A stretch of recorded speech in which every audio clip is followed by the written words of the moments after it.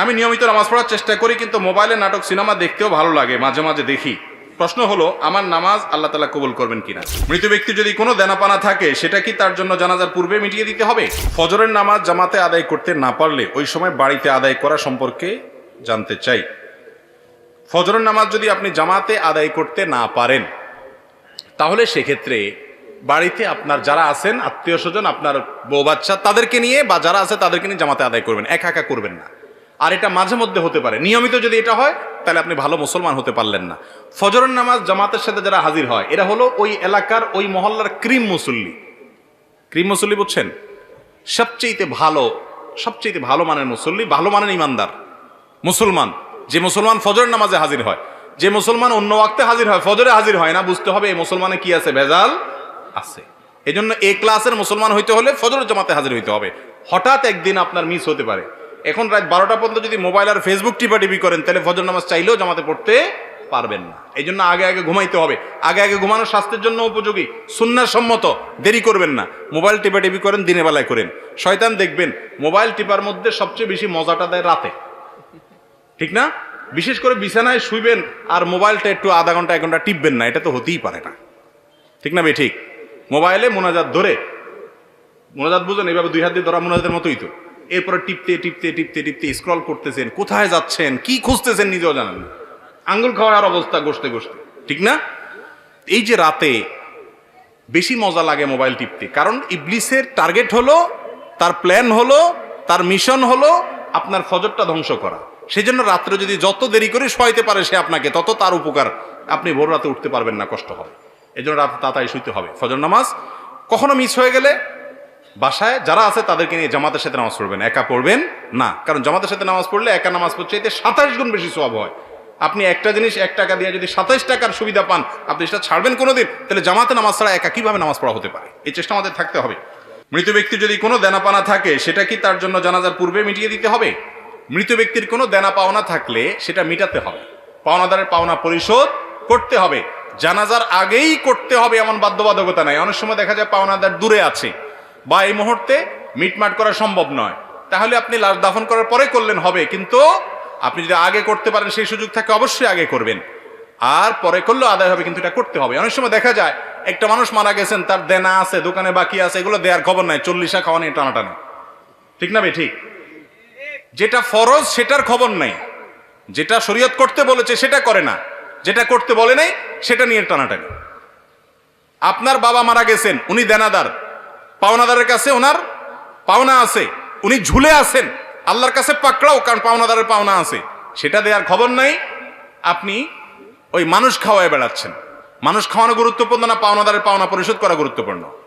তার রূহ ঝুলে থাকে যে ব্যক্তি পাওনাদারের পাওনা পরিশোধ করা ছাড়া মৃত্যুবরণ করে। শরীয়তের নির্দেশ হলো কোনো মানুষ মারা যাওয়ার পরে তার সম্পদ থেকে সর্বপ্রথম কাজ হলো পাওনাদারের পাওনা দেওয়া। এরপরে তিনি ওসিয়ত করলে সেটা পূরণ করা, তারপরে বাকিটা তার ওয়ারিসদের মধ্যে বন্টন হবে।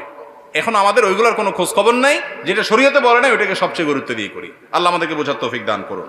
আমি নিয়মিত নামাজ পড়ার চেষ্টা করি, কিন্তু মোবাইলে নাটক সিনেমা দেখতেও ভালো লাগে, মাঝে মাঝে দেখি। প্রশ্ন হলো, আমার নামাজ আল্লাহ তাআলা কবুল করবেন কিনা? ভাই, নামাজ হয়ে যাবে ফরজ যদি ঠিকঠাক মতো করেন, কিন্তু আপনি নামাজও পড়েন আবার নাটক সিনেমাও দেখেন, হারাম জিনিসও দেখেন, এর মানে হলো আপনার নামাজটা ঠিক মতো হচ্ছে না। নামাজ যদি খুব ভালোভাবে হয়, তাহলে অন্যায় অশ্লীল কাজ থেকে নামাজ আপনাকে কি করবে? বিরত রাখবে। যদিও আপনার নামাজ ত্রুটিপূর্ণ, তারপর আপনি নামাজ ধরে রাখবেন। ধরে রাখলে একসময় ইনশাআল্লাহ আপনি এই অপরাধ থেকে, পাপের কাজ থেকে, হারাম থেকে সরে আসার সুযোগ লাভ করবেন ইনশাআল্লাহ। আপনাকে ট্র্যাকে থাকতে হবে, চেষ্টা ছাড়া যাবে না, চেষ্টা থাকতে হবে, একসময় আল্লাহ তৌফিক দিবেন। আর মনে রাখবেন, আপনি নামাজ পড়ছেন, আল্লাহর কাছে ইবাদত নিবেদন করছেন, আবার যে কাজগুলো করছেন সেগুলো আল্লাহ, হারাম কাজগুলো করছেন সেগুলো আল্লাহ নিষেধ করেছেন। যে আল্লাহর নির্দেশ পালন করতে গিয়ে নামাজ পড়ছেন, সে আল্লাহর নির্দেশ পালন করতে গিয়ে আপনার চোখকে হেফাজত করতে হবে, কারণ দুইটাই কার নির্দেশ? আল্লাহর নির্দেশ। হারাম জিনিস দেখাতে সাময়িক আরাম হয়, স্থায়ী আরাম হয় না। চুলকানির মতো, যখন চুলকাবেন খুব মজা লাগবে, চুলকানি শেষ, এরপরে জ্বলবে। আর চুলকানির সময় যদি না চুলকায়, একটু ডলে ডলে চুলকানিটা থামাইয়া দেন, তাহলে দেখবে না, জ্বলবে না। এই জন্য হারাম জিনিস দেখার জন্য মনের ভিতরে চুলকানি হয়, শয়তান উস্কায়, দেখ দেখ, দেখলে অনেক শান্তি পাবি। দেখার পরে ঠিকই অস্থিরতা লাগে, কি দেখলাম, হ্যাঁ হ্যাঁ চলে গেল, টেলিভিশন বন্ধ হয়ে গেল, সে চলে গেল, কি দেখলাম। আপনার মনের ভিতরে অস্থিরতা আরো বাড়ে, কখনো মনের প্রশান্তি আনে না, এগুলো মানুষকে অশান্তি করে। আজকে যুবকরা ডিপ্রেশনে ভুগছেন। কেন ডিপ্রেশনে ভুগছেন? ভোগের যত আইটেম আছে দুনিয়ার সবই তো আপনার হাতের নাগালে। কেন ডিপ্রেশনে ভুগছেন? কেন আত্মহত্যার প্রবণতা বাড়ছে? কেন মানুষ ডিপ্রেশনের কারণে দিন দিন অস্থির হচ্ছে?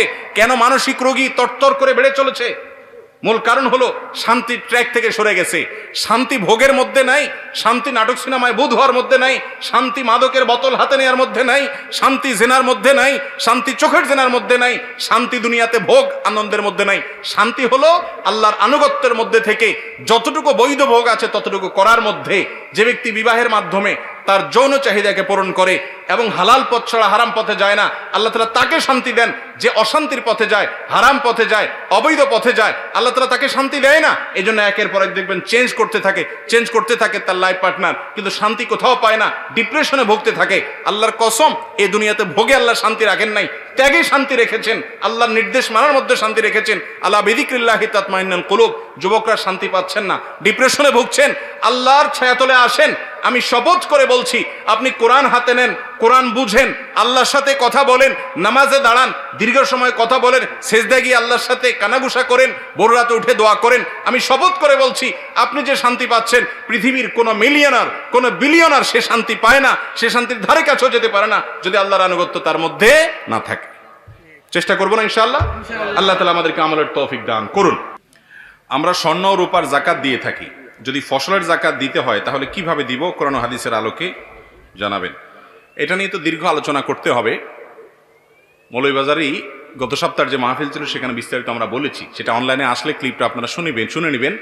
বাংলাদেশে অবহেলিত একটা ফরজ কাজ হলো ফসলের যাকাত। আমরা জানিই না। টাকা পয়সার যাকাত, ব্যবসার মালের যাকাত, স্বর্ণরূপার যাকাত আমরা অনেকে দেই, কিন্তু ফসলের যাকাত দেই না।